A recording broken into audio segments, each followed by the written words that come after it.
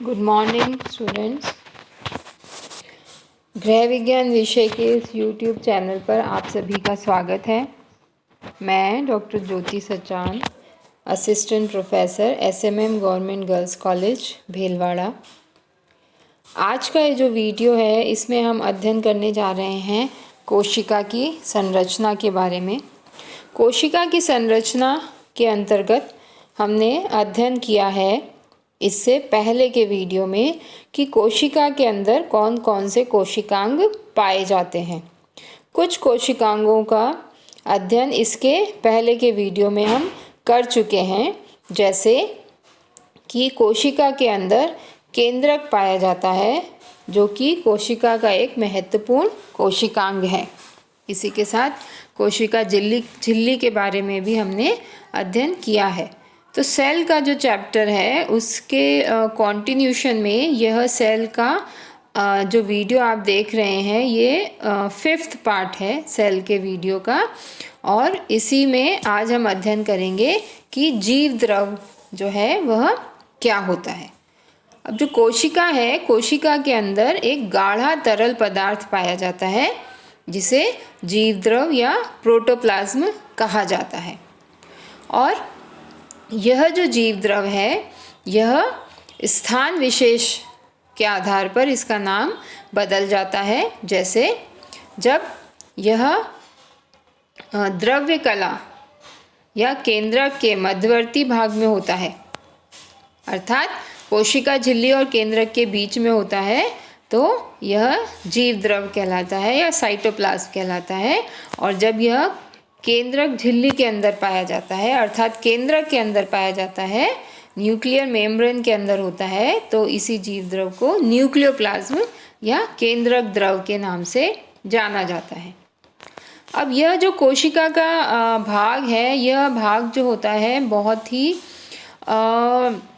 यूँ कहें कि जैविक जो प्रक्रियाएं हैं वे सभी इसी कोशिका के तरल भाग में होती हैं। अर्थात कोशिका के अंदर होने वाली जो रासायनिक अभिक्रियाएं हैं उसके लिए जीव द्रव का होना अत्यंत ही आवश्यक होता है। इसलिए इसे जो सेल है उस सेल का फिजिकल बेसिस ऑफ लाइफ भी बोला जाता है, सेल के जीवन का भौतिक आधार भी कहा जाता है, क्योंकि समस्त क्रियाएं जो होती हैं वे इस जीव द्रव के अंदर होती हैं।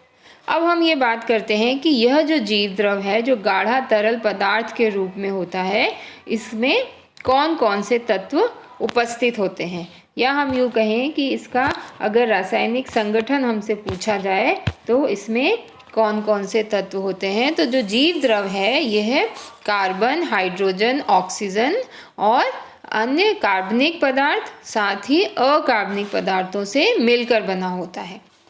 कार्बन, हाइड्रोजन, ऑक्सीजन जो है कार्बनिक पदार्थ हैं, इनसे कुछ पोषक तत्वों का भी निर्माण होता है, जैसे कार्बोहाइड्रेट, प्रोटीन, वसा, ये सब कार्बनिक पदार्थ हैं जो कि जीव द्रव के अंदर पाए जाते हैं। और इसमें जल की जो मात्रा होती है वह 80% भाग जो जीव द्रव का है वह जल होता है।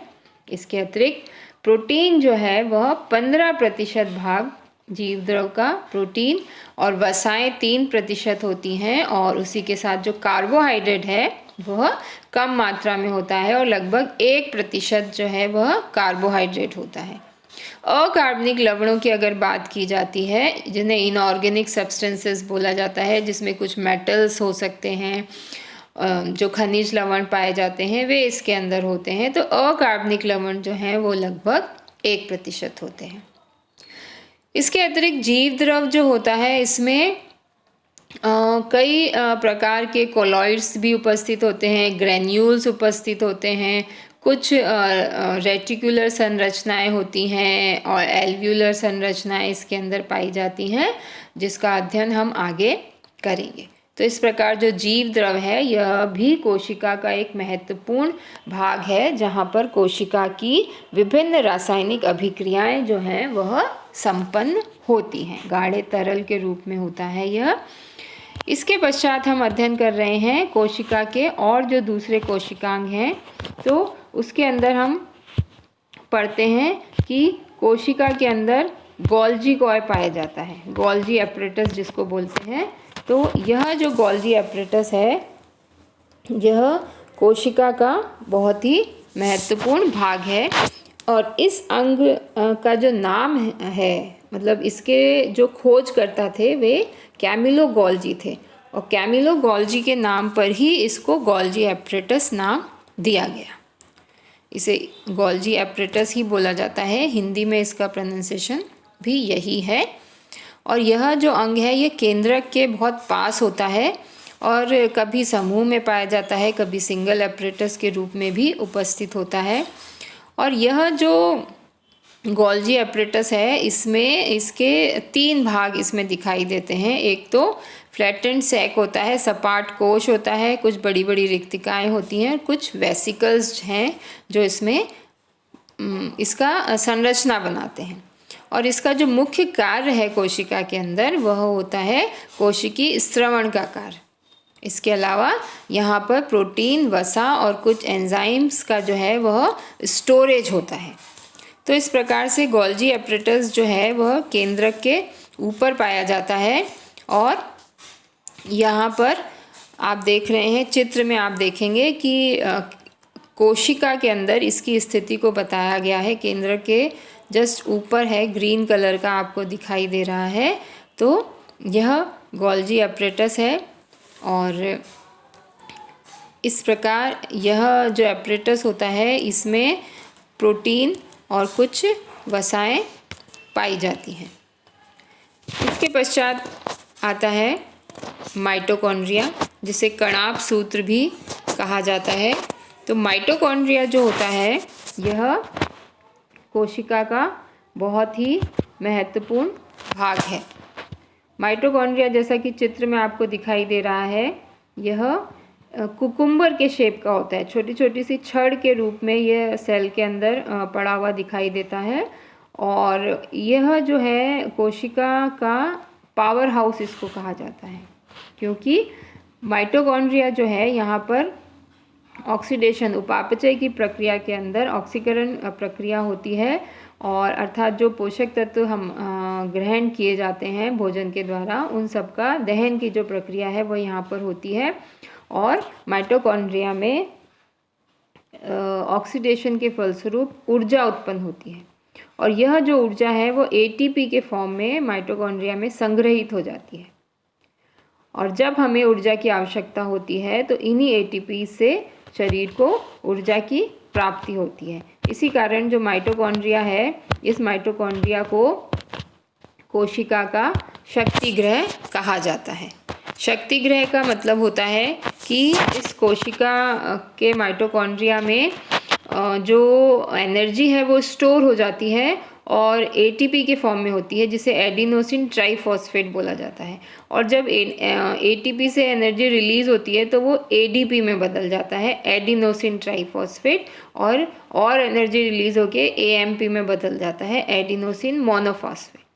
और फिर जब वापस से ऑक्सीडेशन होता है तो उस प्रक्रिया से एएमपी से एडीपी बनता है और एडीपी से पुनः एटीपी का निर्माण हो जाता है।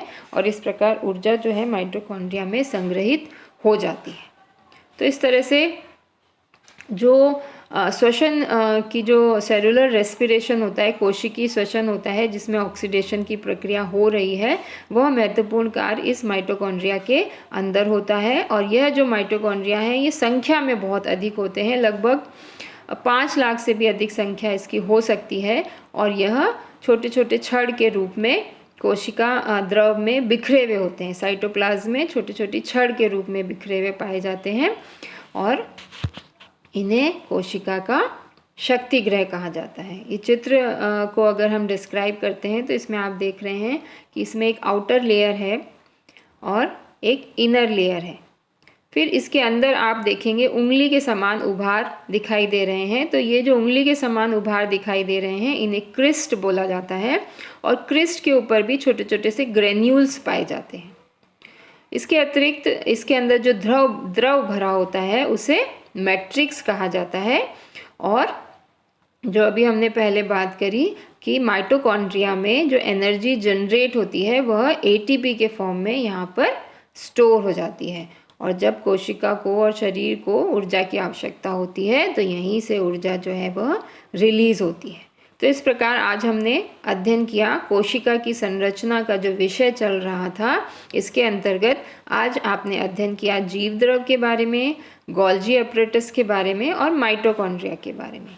कोशिका के अन्य भी कोशिकांग हैं जिसका अध्ययन हम इसके अगले वीडियो में करेंगे। धन्यवाद।